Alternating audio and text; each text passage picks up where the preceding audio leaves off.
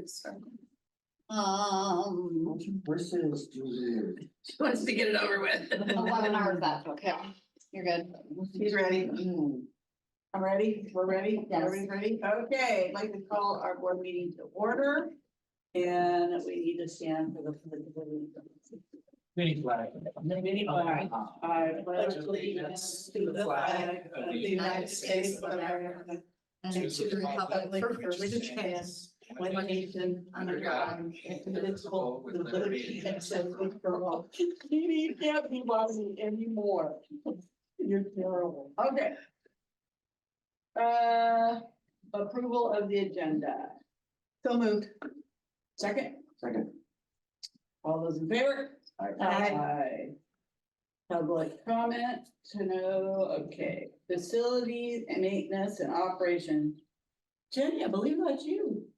It is, do you guys want to make a motion first, or? Oh, yes, okay, consideration of award of the guaranteed maximum price and the lease back contract with Wright Contracting LLC for Annalee High School HVAC and a roofing project, phase 1, main building, Yahoo. Can I have a motion? So moved. I'm gonna second that.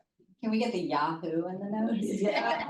Yeah, and all those things. Okay, go ahead. Well, I have Phil here, with OHH in case you guys have any questions regarding, the contract itself. This has been a long time coming. We've been working on this project, and been, you guys awarded at the April. What board meeting did you award at? The March 6th board, you awarded the preliminary services contract, which we've been working on. We've gone out to the formal bid process. We have bids in. The project came in at 3.3 million and some change there.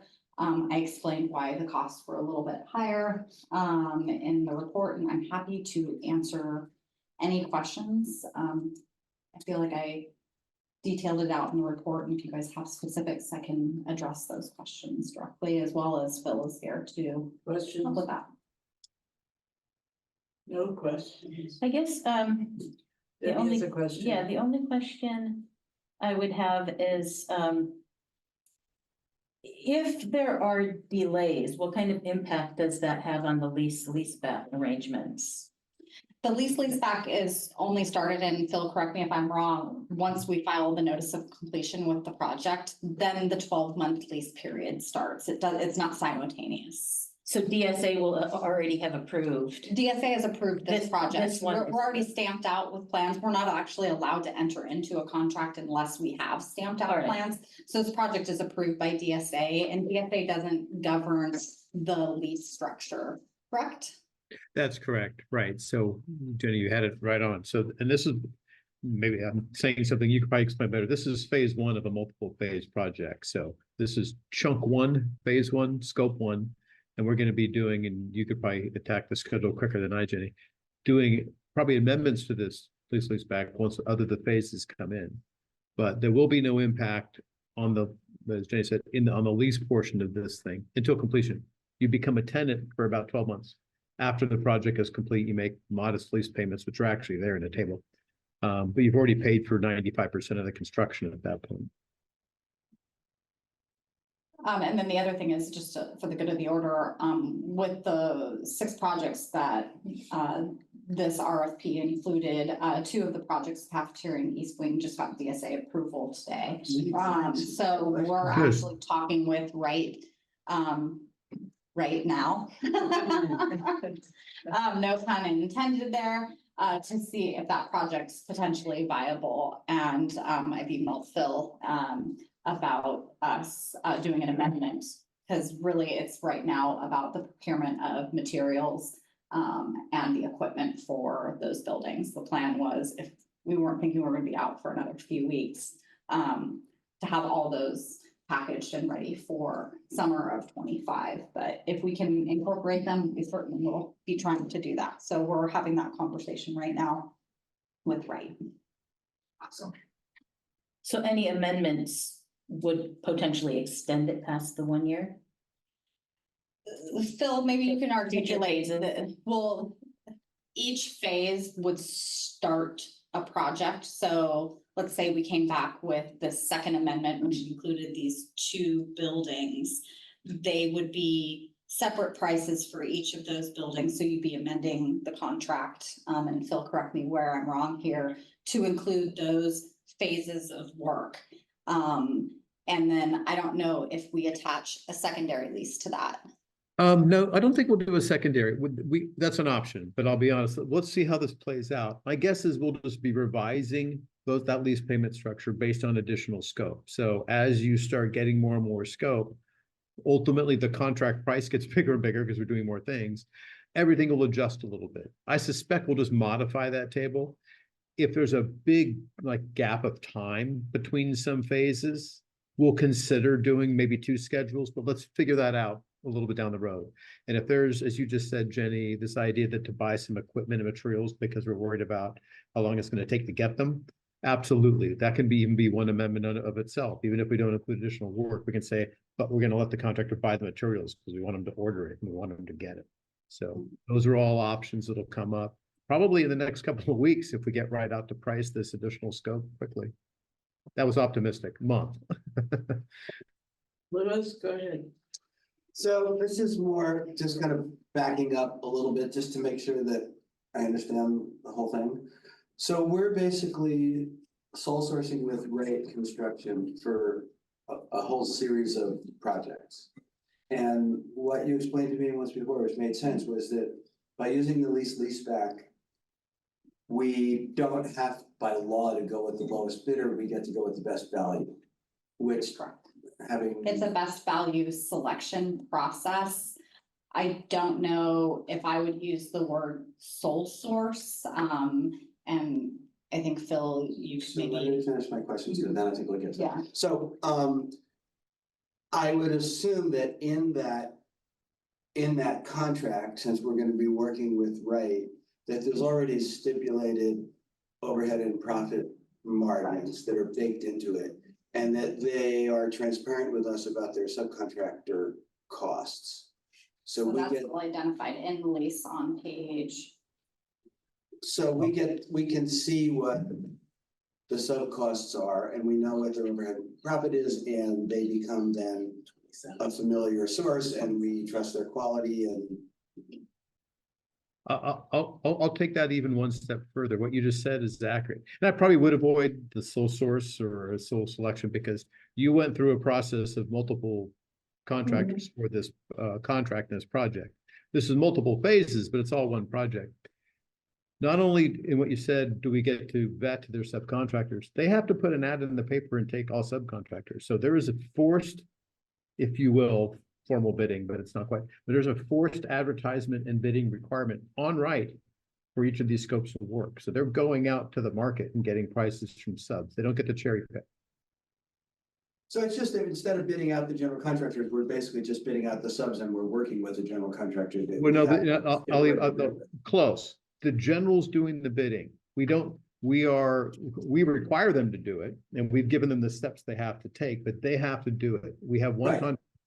So it's not like we multiple primed it. They're not a bunch of little ones. We got one contract, and the first tier of subcontractors, we in essence have forced the general into bidding those out when the scopes come up. Right. Okay, great. That all makes sense. Thank you. Right. And if they're, just for your guys' clarification, on page 34 of the contract, it details out their guaranteed maximum table, which includes their cost to perform the work, which is their subcontractors' costs, their general conditions, which is their fees, their bonds, insurance, the amount for profit and overhead, and the contingency and allowances that they've requested of us. And what I mentioned in the board item is if their contingencies and allowances are not used, those are dollars that are returned to the district. So it's part of their overall $3.3 million contract. But if they're unused, they don't get to keep them. They come back to us. So, and there was a process for how we review contingencies. and how we review allowances and approve those. So it's the lease back process for me is a very structured procurement process for us to select a contractor for a project that is highly complex, like these ones, with limited time, so that we're getting a very quality contractor who's vetting and bidding out the subcontractors and making sure that those subcontractors have the ability to procure the equipment in a timely manner and complete the projects within the scope. So. Okay, good, thank you. Are we ready to vote? All those in favor? Aye. Opposed? Okay, consideration of selection of leaseback contractor and award of preliminary services agreement to GCCI Inc. for Annalee High School Career Technical Education New Classroom Buildings and Site Development Project AA 36 at Annalee High School, request for proposal 004. Can I have a motion? So moved. Second. Okay, So much in line with the prior item and kind of the process that we've taken, we have the Career Technical Education Facility, which is a very large project, it's a $22 million project. So we went through the same RFP process we did for the previous project. We had 10 contractors respond. Out of those 10 contractors, 4 of us, myself, Andrew, Denise, and one of our architects reviewed all of those RFPs. We scored them, and based on the scoring, we interviewed 4 contractors.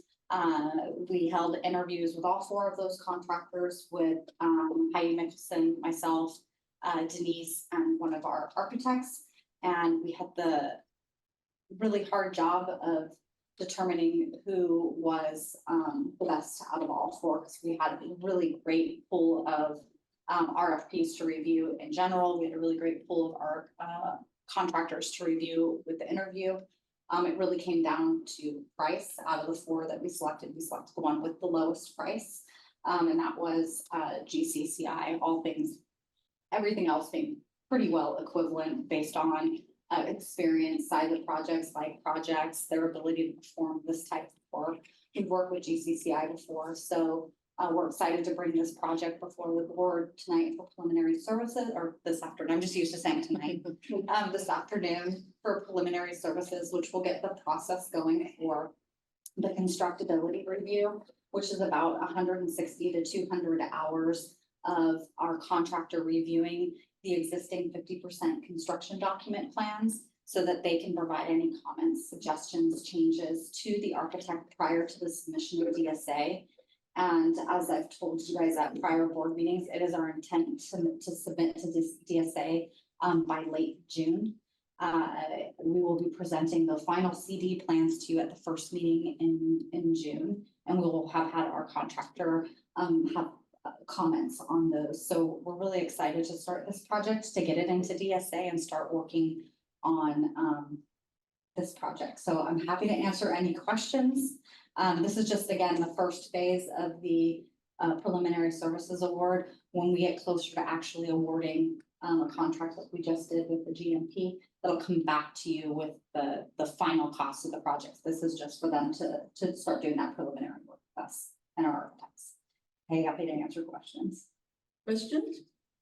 Just a comment, I think money really well spent to have the contractor review before the architect produces construction documents, so. Absolutely. Right on. It's really exciting Yeah, that it's we're bringing them in really- this early. Every penny that's spent there will be saved. They're really good at what they do. And again, like each contractor that we interviewed came back and they were just so good. We sat in here and went, could have thrown all their names in a hat, pick one out and been fine. So we really did go with the one with the lowest price, knowing that they performed.